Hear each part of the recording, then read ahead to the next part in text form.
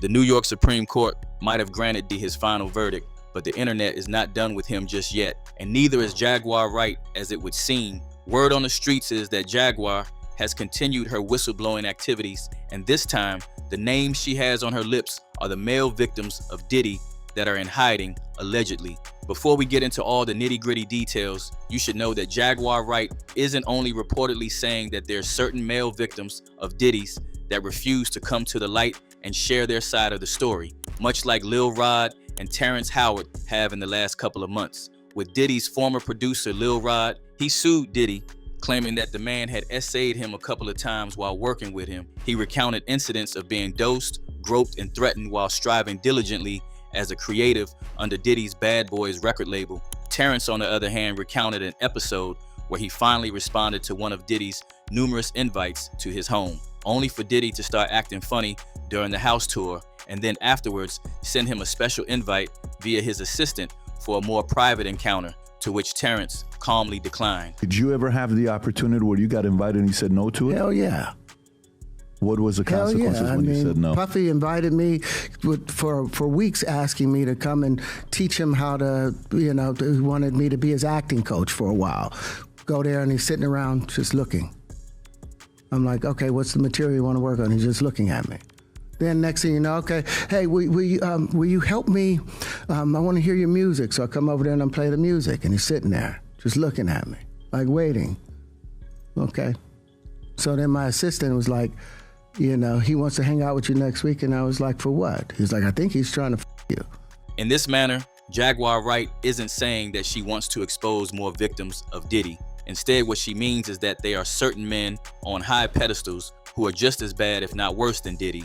And according to her, these men are the reason why Diddy was able to hide for so long and to come out of the recent lawsuit against him with nothing but a slap on the wrist. His sentence was drastically reduced from a potential life in prison to just 4 years and 2 months. And rumor has it that Diddy will be out much earlier than anticipated, most likely on good conduct. Word on the street is that this is the handwork of these higher forces, the powers that be, if you like. Allegedly, these men of power, who are rooted deeply within the government and the judicial system, have a hand in the changes we saw with Diddy's case. But now, they are slowly getting exposed for not only helping Diddy with a shorter verdict, but for also hiding his other victims. Ali Carter blew the whistle a while back that the district attorney preceding Diddy's case was allegedly helping him pay off and hide certain victims, because the testimonies that they were going to give in court would not just affect Diddy, but would in turn expose certain high-profile politicians.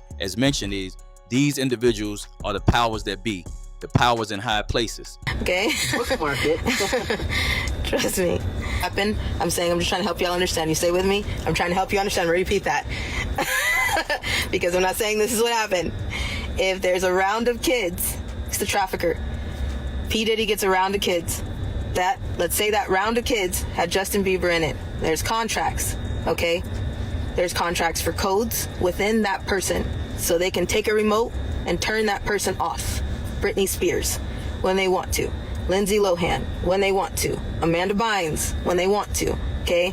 However, at the time that Ali was saying all of this, nobody took her seriously, probably because she wasn't exactly naming names, at least not like Jaguar is reportedly doing right now and has been for a while. In the past, Jaguar has openly mentioned Jay-Z, claiming that the billionaire business mogul is even much worse than Diddy and is linked to even more scandalous names. So you want to know why there is no vindication for me? Because for 4 years, I've been screaming, not just Diddy, but Diddy and Jay-Z are monsters. And the victim-making machine kept going on. Jay-Z has been notable by his silence since these charges were brought against Diddy. Why do you think that is? Because that's what he does. He starts little fires everywhere, forces everyone involved to go and carry water while he sneaks away without a response. That changes now, Sean. You must respond. You have no choice. Harvey Weinstein, Jeffrey Epstein, Robert Kelly, Sean Combs have one person in common, professionally and private. And for those that know that Diddy and Jay-Z used to be pretty tight and thick as thieves back in the day. Not until his wicked deeds started to come to light and Jay-Z basically jumped off the sinking ship. In light of 50 Cent's recent documentary on Diddy, The Reckoning, more evidence is coming to light. Proof of Diddy's activities that somehow escaped the investigations of the Supreme Court of New York. Never before seen footage that reveals just how dirty it gets when you keep going down the rabbit hole. In light of this, several people have taken it upon themselves to link Diddy's case to Jeffrey Epstein's. When you take a closer look at both men, the hip-hop mogul and the mysterious financier to the billionaire class, they shared far more together than simply their working class backgrounds. Both men were based in New York City. Both experienced rapid and extraordinary rises in their careers. Both accumulated immense wealth and powerful elite connections, and both were eventually brought down by federal accusations of sex trafficking and SA.